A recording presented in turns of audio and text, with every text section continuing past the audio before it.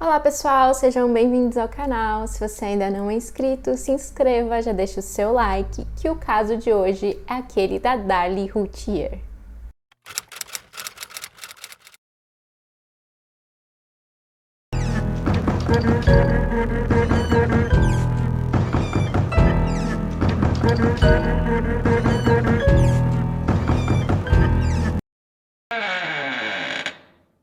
Antes de começar a história de hoje, eu queria deixar um aviso.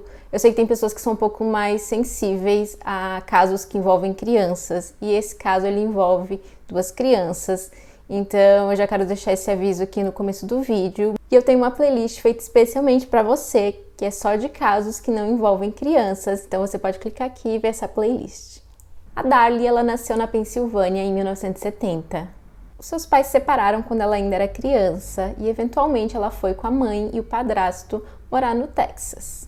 E aos 15 anos ela conheceu o Darren. Os dois começaram a namorar e eles se casaram em 1988. O Darren, ele tinha uma empresa que testava equipamentos tecnológicos e era uma empresa que era muito bem sucedida. E o casal ele comprou uma casa numa vizinhança que era conhecida por ter ali pessoas bastante afluentes. E eles logo começaram a usufruir do dinheiro, e muita gente, na verdade, dizia que eles gastavam mais do que eles tinham. E eles tiveram 3 filhos. O Devon, que nasceu em 1989, o Damon, que nasceu em 1991, e o mais novo, chamado Drake, que nasceu em 1995. E a família parecia uma família típica americana, eles aparentavam ser uma família muito feliz, até que em um momento a empresa do Darren começou a não ter tanto sucesso quanto antes. E no ano de 1996 a família chegou a pedir um empréstimo, porém esse empréstimo foi negado, principalmente porque o casal tinha uma dívida referente a impostos. Então no dia 6 de junho de 1996, os 2 filhos mais velhos do casal, que eram o Devon e o Damon, eles resolveram que eles queriam dormir na sala. Era um dia que estava muito quente e eles quiseram ali assistir um filme na sala, fazer uma espécie de acampamento ali. E como eles ainda eram bastante novinhos, a mãe deles, a Darlene, resolveu ir dormir com eles na sala. Já o Darren, o pai, ele ficou com o filho mais novo, Drake, no segundo andar da casa. E o que tinha tudo para ser uma noite divertida ali para os 2 meninos mais velhos, acabou se tornando um pesadelo. Por volta das 2h30 da manhã, a Darlie ela fez uma ligação para emergência. Na ligação, ela dizia que alguém tinha invadido a sua casa e que seus filhos haviam sido atingidos pelo uso de uma faca. A emergência ela chegou ao local pouco tempo depois, mas os 2 meninos, Devon e Damon, de 7 e 5 anos de idade, não resistiram aos ferimentos. E a Darlie ela também havia sido ferida e ela foi levada ao hospital, entretanto ela sobreviveu. Então, depois que ela recebeu alta do hospital, a polícia foi conversar com a Darlie para saber o que tinha acontecido naquela noite. E logo que a polícia chegou ali junto com a emergência ao local do crime, ali na casa, eles conversaram brevemente com a Darlie antes dela ser levada ao hospital. E nisso ela teria dado uma versão, e depois dela ter alta do hospital, ela acabou mudando um pouco essa versão. Na primeira versão, então, ela teria dito que ela acordou com uma pessoa atacando ela e que eles tiveram ali uma espécie de luta corporal, então essa pessoa acabou fugindo. E depois ela percebeu que os 2 filhos tinham sido atingidos. Já nessa segunda versão, ela falou que na verdade ela foi acordada por um dos meninos, que ela estava dormindo e ouviu um dos filhos chamar por ela e ele estava batendo assim no ombro dela, tentando acordá-la. Então ela acordou e viu que o filho estava ferido. O outro filho ele estava caído no chão e ela percebeu que também estava ferida. Mas nisso ela teria visto um homem fugindo do local e ele era um homem branco, tinha os cabelos compridos e vestia um boné de beisebol. Ele também vestia camiseta e calça jeans. Bom, ele teria saído ali da sala, passado pela cozinha e teria passado também pela área de serviço, então ele teria fugido provavelmente ali pela garagem. E enquanto ele fugia, ela foi atrás dele. Enquanto ele fugia ali da casa, ele teria esbarrado numa taça de vinho que caiu ao chão e quebrou. E nisso ela correu atrás dele e quando ela chegou ali na área de serviço, ela juntou a faca, provavelmente a faca do crime, e colocou em cima de um balcão. Ela então acendeu as luzes, gritou pelo marido e correu pro telefone para chamar a emergência. O Darin, ele disse que ouviu um barulho e em seguida ouviu os gritos da esposa. Então ele desceu para verificar o que estava acontecendo. Então ele encontrou um dos filhos caído ao chão, ele chegou ali a chacoalhar a criança, mas ele não respondia. Então ele imaginou que ele já estava sem vida. Então ele foi até o outro filho que também estava caído no chão. E esse filho ainda parecia ter pulso, parecia que ele ainda respirava. Então ele tentou fazer uma massagem cardíaca, mas ele disse que o ar estava saindo ali pela região do pulmão do menino. E a polícia, assim que chegou ao local, eles de imediato desconfiaram da versão da Darlie. Eles acharam que a cena do crime ela estava desarrumada quase que propositalmente, como se alguém quisesse ali fingir que o local tinha sido invadido por um estranho. Como eu falei, ela foi socorrida e foi levada ao hospital. Lá ela ficou internada há cerca de 3 dias. Porém, os médicos eles concluíram que os ferimentos que ela tinha eram superficiais. Ela tinha um corte na garganta e outros 2 cortes na região ali dos ombros, próximo aos braços. E eu queria abrir um parênteses aqui que, apesar dos médicos terem dito que era superficial, eu imagino que eles queriam dizer que era superficial em relação aos ferimentos que os filhos tinham, principalmente porque os ferimentos que os filhos apresentavam, eles pareciam ter sido ocasionados com uma maior violência. É dito que uma das crianças, a faca quase chegou a atravessar o corpo do menino. Então, nesse sentido que era mais superficial, porque mesmo os ferimentos que a Darlie tinha, um deles chegou bem próximo de ser fatal, que era esse corte na garganta. Depois que ela teve alta do hospital, ela foi até a polícia para tirar as fotos de hematomas que apareceram nos seus braços. Porém, eles acharam que aqueles hematomas estavam muito novos, que eles tinham sido feitos depois que ela saiu do hospital, como se ela tivesse ocasionado aqueles ferimentos nela mesma. E menos de uma semana depois do crime, seria ali a data do aniversário de um dos meninos. E o casal ele resolveu fazer uma espécie de festa de aniversário para a criança. Então eles, junto com alguns parentes, foram ao local onde estavam o túmulo dos 2 meninos. E eles fizeram ali como se fosse uma festinha de aniversário para ele, o que não foi bem visto. Happy birthday to you.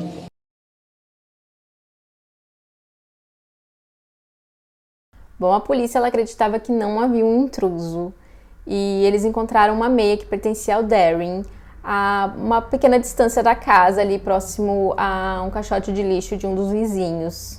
E na meia havia um vestígio de sangue dos 2 meninos, porém não havia vestígio de sangue da Darlie, somente o seu DNA.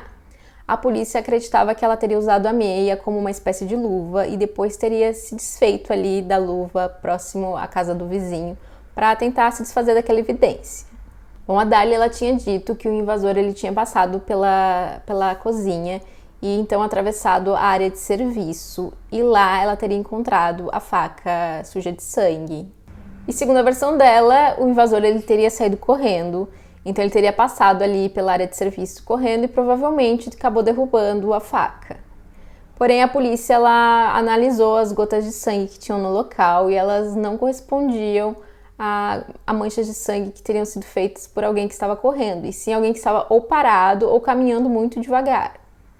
Isso porque quando a pessoa está correndo, as marcas ficariam mais alongadas e não seriam pingos, como era o caso. Então parecia que a pessoa ou estava parada ou estava caminhando bem tranquilamente, bem devagar ali no local, e simplesmente abriu a mão e deixou cair a faca. Havia também um pouco de sangue na porta que dava da área de serviço para a garagem, mas a polícia achava que parecia que aquilo tinha sido colocado ali para dar a entender que alguém tivesse fugido pela garagem. Não foi encontrado nenhum sangue na garagem, então eles achavam que, na verdade, aquilo tinha sido encenado. Uma faca que foi encontrada na cozinha, ela continha uma fibra.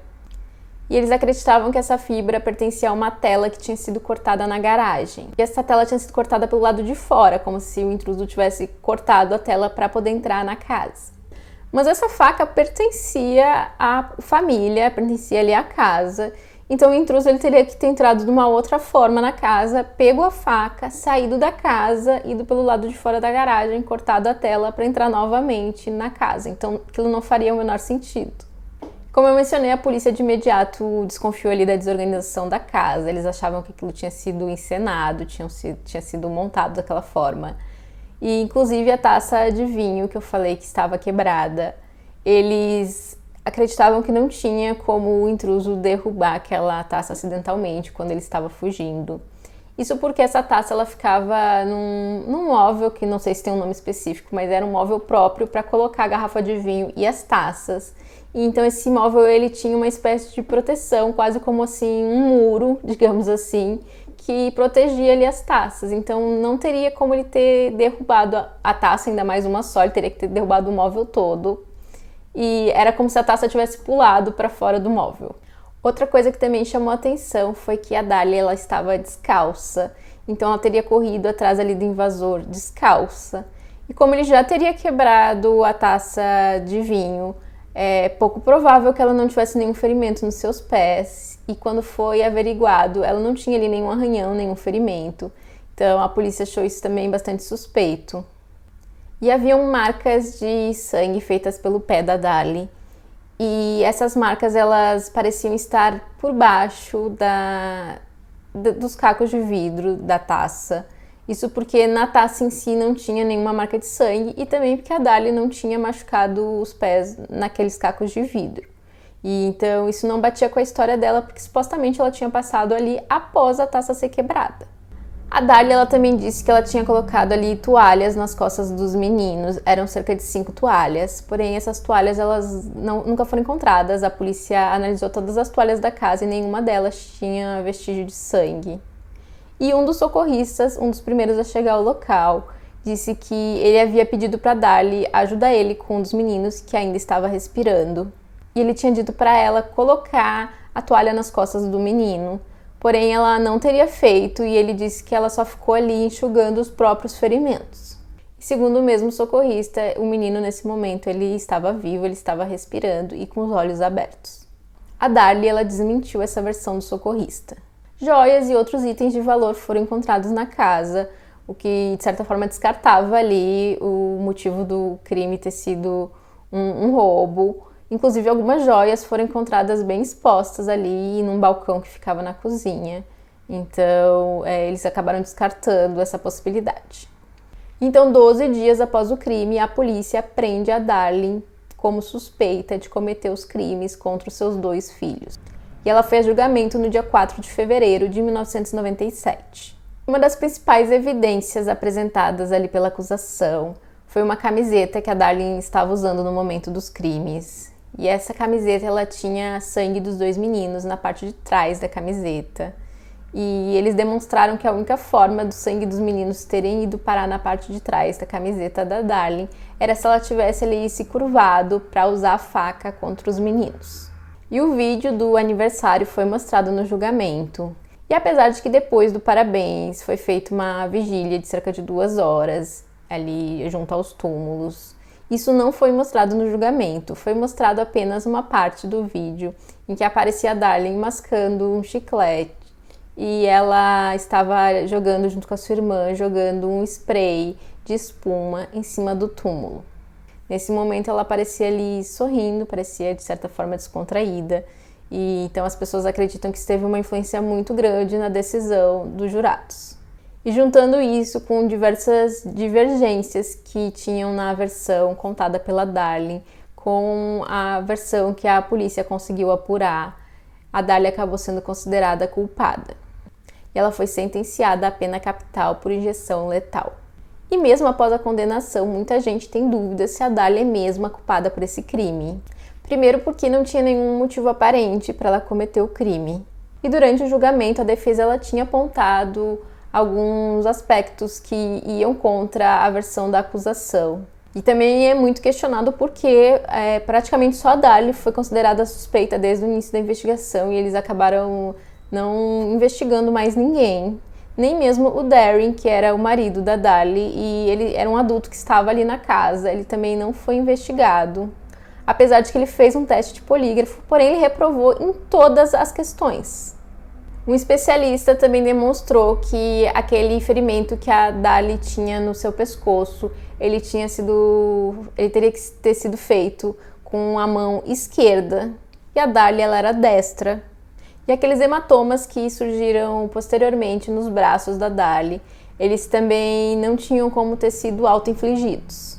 Uma das vizinhas havia denunciado também na época que naquela mesma noite em que ocorreu o crime, dois homens tinham tentado invadir a casa dela. A casa ficava bastante próxima ali da casa da família. Ela descreveu os dois homens e um deles tinha características bastante semelhantes às características dadas pela Darlie do suposto invasor à casa dela. Isso teria acontecido um pouco antes do crime. E ela informou qual que é a direção que os dois suspeitos tinham corrido, e eles tinham ido exatamente para uma rua que acabava levando ali para a rua onde morava a Darlie. O Darren, o marido, ele também confessou ali após a esposa ter sido julgada e condenada, que um tempo antes ele tinha considerado contratar uma pessoa para forjar um assalto à sua casa, e ele tinha intenção de pegar um seguro por conta disso, para conseguir um dinheiro, já que eles estavam tendo problemas financeiros, mas ele teria mudado de ideia. E os dois meninos, eles tinham um seguro de vida, porém era um seguro feito ali para crianças, então ele tinha um valor bem baixo. É dito que não era o suficiente nem para pagar pelo enterro dos dois meninos. Mas já a Darlie, ela tinha um seguro de vida num valor bem superior. Lembrando também que aquela meia com sangue pertencia a ele.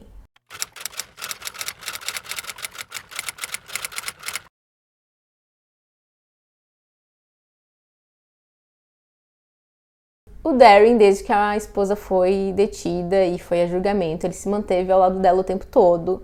E por conta disso, ele acabou perdendo a guarda do filho mais novo deles, o Drake. E a criança acabou ficando com os avós. E ele acreditava na inocência da esposa. Depois de alguns anos, os dois eles decidiram que era melhor eles se separarem para que o Darren pudesse seguir ele com a vida dele, já que as chances dela sair da prisão eram quase nulas. Então o Darren ele acabou se casando novamente e recomeçou a sua vida. E a Darlie até hoje mantém a sua inocência. E um dos jurados, mais tarde, quando ele viu o vídeo completo lá do suposto aniversário, ele falou que se ele tivesse visto o vídeo todo, ele provavelmente teria ali uma opinião diferente. Ele achava que aquele trecho do vídeo que havia sido mostrado tinha sim influenciado na decisão dele, e que se ele tivesse visto o vídeo completo, essa decisão provavelmente seria diferente.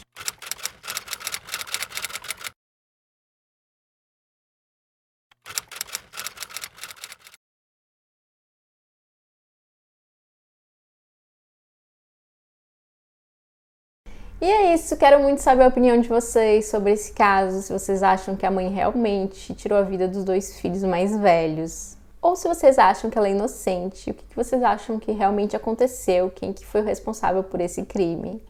Não esquece de deixar o like, se inscrever se não for inscrito e compartilhe o canal com alguém que você acha que pode gostar desse conteúdo.